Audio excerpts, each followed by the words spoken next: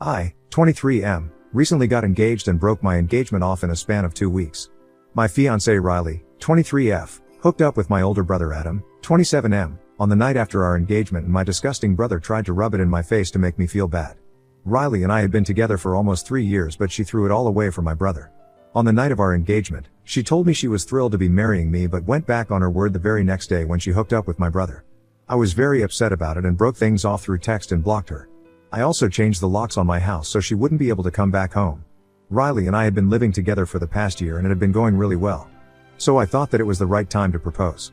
I never thought that she would end up betraying me for Adam, of all people, because she knows that he and I have an intense rivalry and don't get along at all. My dad passed away when I was a baby in an accident and I barely have any memories of him. Adam had spent some time with him at least, but I have no recollection of what he was like. Adam never liked me, and growing up, he was my biggest enemy.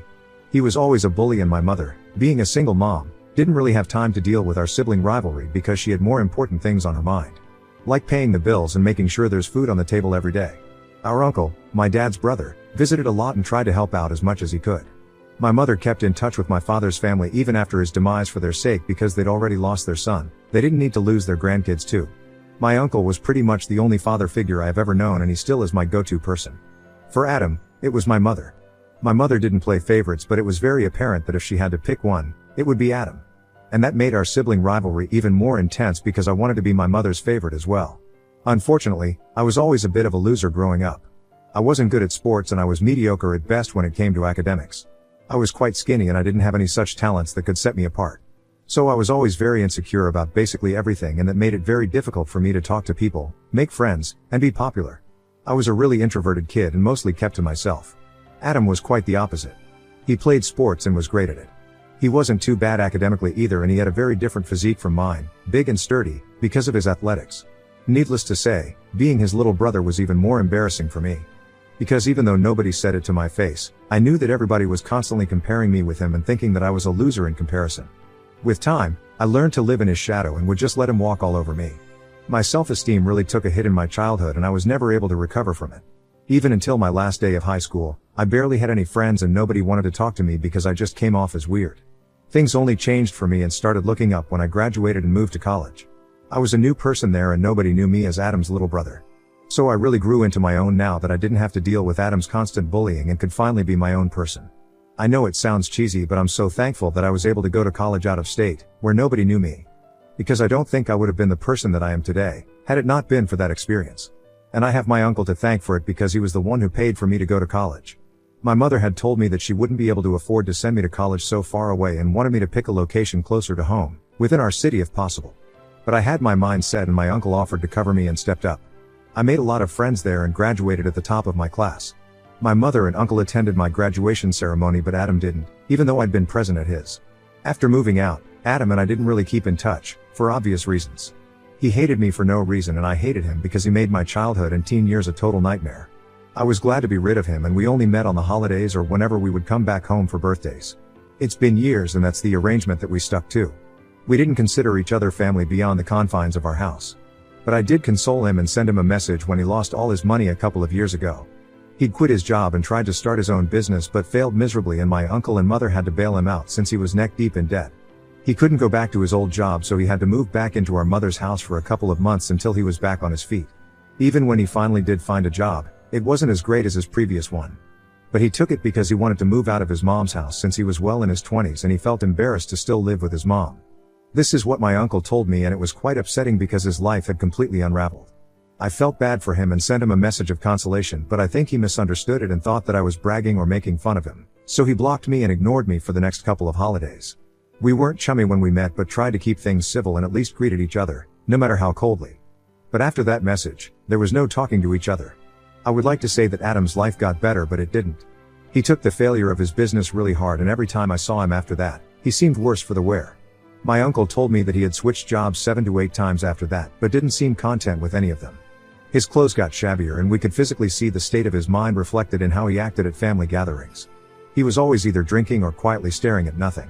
I say this from the bottom of my heart, but it really made me feel bad for him when I saw him in that state. I had always hated him growing up, but now, it was just very difficult to hate someone who was already going through so much. My uncle always tried to include him in our conversations, but he didn't seem interested and would always take off early. I had also started bringing Riley to these gatherings after we had been together for a year. She knew about Adam and even seemed concerned about him, but there was not much that we could do. Fast forward to our engagement, which took place 2 weeks ago. Riley and I were at my uncle's house for his birthday dinner. I had asked him first and made sure that he was okay with me proposing to her at his dinner party, and he was, so I went ahead with it. The family would all be there anyway, and my uncle had a beautiful house with a lovely garden, so it was just the perfect place. I had even invited her parents, but they weren't going to show up until after the proposal, so she wouldn't be able to guess what was about to happen. After my uncle had cut the cake and stuff, I took her outside and popped the question. She said yes, and then we went back in to announce it to everyone and celebrate.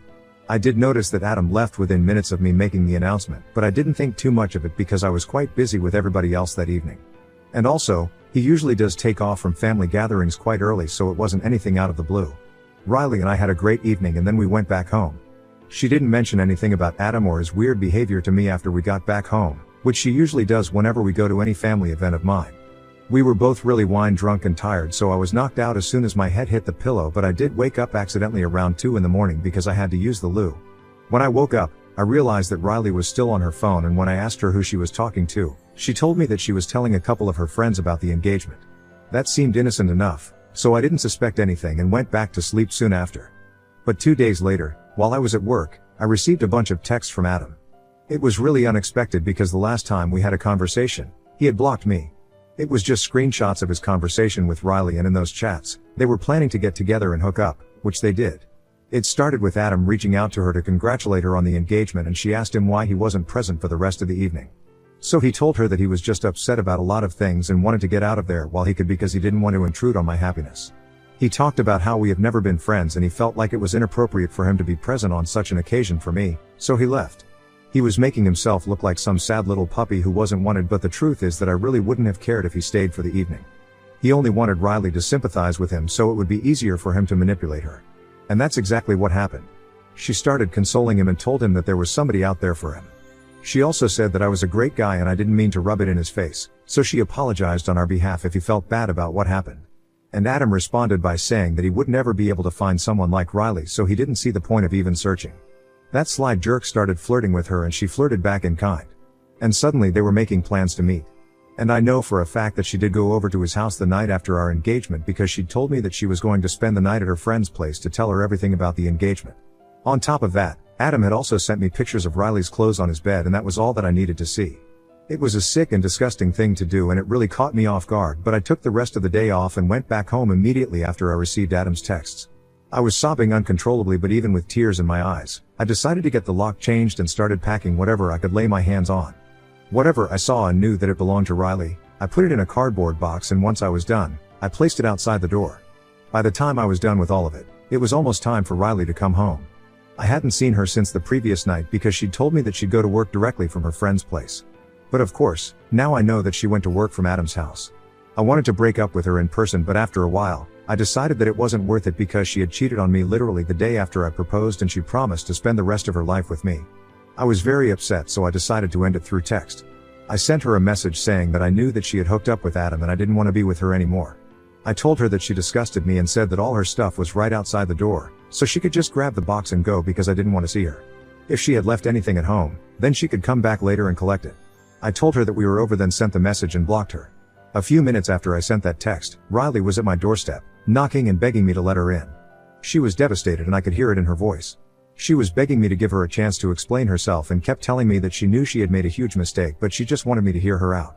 It went on for about half an hour and it was incredibly difficult for me to keep my calm and ignore it. But after she had tried everything, right from crying to manipulation and back to begging, she finally left. Just to be on the safe side, I still didn't open the door for about 1 hour after the begging stopped to make sure that she still wasn't waiting outside. Once I was sure she was gone, I ordered some takeout, had dinner, and then tried to go to sleep, but I was so upset that I couldn't bring myself to close my eyes. I wanted to do something big to get back at Adam and really teach him a lesson, but I couldn't think of anything. I kept brainstorming on my own for a while, and when nothing came to me, I decided to take the easiest way out and just forwarded those screenshots to everybody in the family saying this is what my dear brother Adam did to me. And then I turned my phone off and went to sleep. I honestly didn't have a plan in mind and I didn't even set forth any conditions to my relatives. So whatever they did, it was of their own volition and I had absolutely no part to play in it. Everybody in the family responded with sympathy and told me that they had blocked him and were going to cut him off from everywhere. Everybody was in shock after they got to know what Adam had done to me and reached out to console me, except for my mom. She didn't talk to me in the first couple of days after I sent everybody that message, but she visited me a few days later and she looked very upset. I knew that she wasn't going to sit and console me like the others. I was right because she had visited me to talk to me about my actions. She told me that she could understand that I was upset with Adam for whatever he did, and rightfully so, but even then, I should have refrained from publicizing the incident. Her reason was that Adam was already suffering so much because he was a grown man living hand to mouth with a failed business and no prospects in his love life either. He would have a few flings here and there, but there was nothing permanent, and it was especially sad because he was a really promising young man when he was younger. So nobody could have imagined that he would turn out to be so unsuccessful and sad. On the other hand, nobody could have expected me to be as successful as I am today. Be it in my line of work or my relationships, my mom believed that Adam did this out of jealousy, which I already knew. For context, I work in an architecture firm and have a high-paying job. I worked really hard to get where I am now, and if Adam had researched his business properly instead of rushing into it headfirst, then it wouldn't have failed and he wouldn't be earning less than half of what I make. But coming back to the point, while my mother was telling me all this, it almost felt like she was trying to justify what he did. So I interrupted her and asked her if she was actually trying to make it seem okay for Adam to hook up with my fiancée just the night after we got engaged simply because his life was sad and pathetic.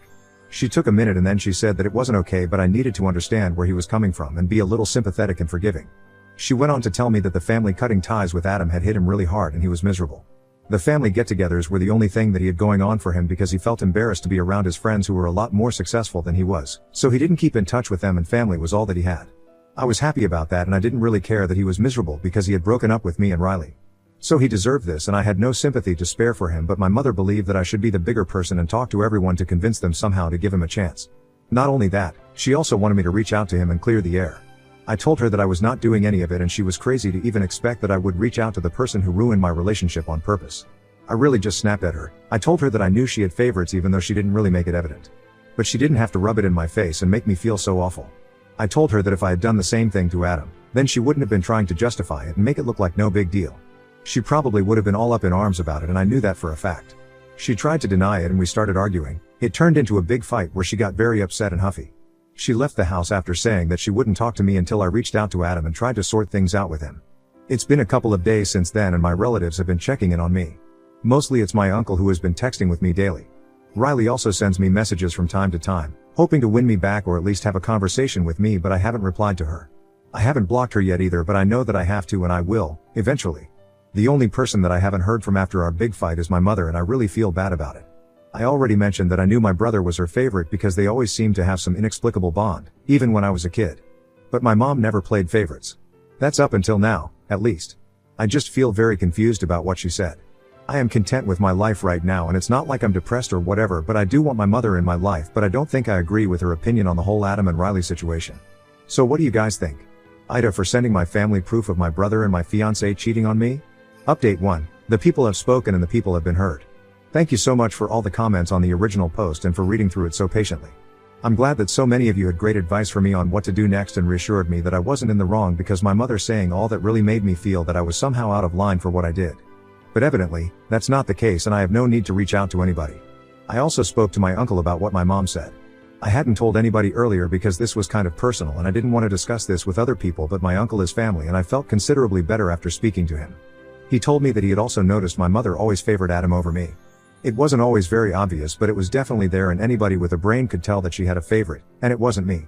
He told me that he really felt awful about what happened with me because he knew how strongly I felt for Riley, and yet she didn't think twice before hooking up with Adam, in spite of knowing about our relationship. It was upsetting, but there was not much that I could do, and I was honestly kind of okay since I like to think that I dodged a bullet there. I haven't moved on from her entirely, but I know I'll get there. That's really not what I'm worried about. However, my relationship with my mother is something that I don't want to lose. But if she acts like this and victimizes Adam, then I don't see a way for us to get along or reconcile. My uncle thinks that I should just give up on it. He said that he knows my mother, and he also knows that she isn't going to back down if she believes that she is right. He told me that I shouldn't hold out hope that she might come around and talk to me because it's quite unlikely, since she has been visiting Adam almost every day ever since our family cut him off. It hurt that she was still going out of her way to look after him, even though I was the one who actually lost a relationship because of him, and quite an important one at that. But I also understand that I can't help the situation, and it is what it is. That's something my uncle taught me, to just accept things and let it go, and I guess that's what I have to do.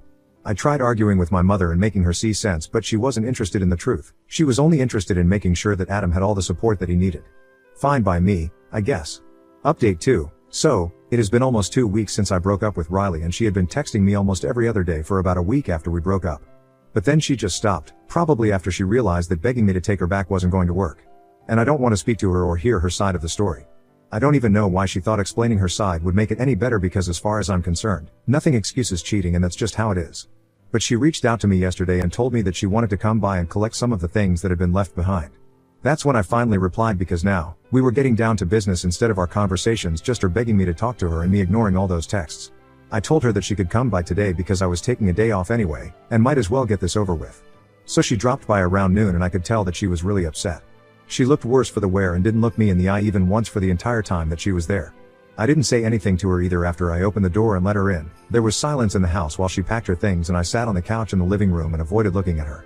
Once she was done packing, she told me that she was going to leave, and even though I had a lot to say to her, I just said goodbye and then went back to my phone. She didn't deserve anything more than that. And after that, she was just gone for good. It feels weird, but in a nice way, because this just means that I don't ever have to talk to her or be reminded of her by things around the house or her messages.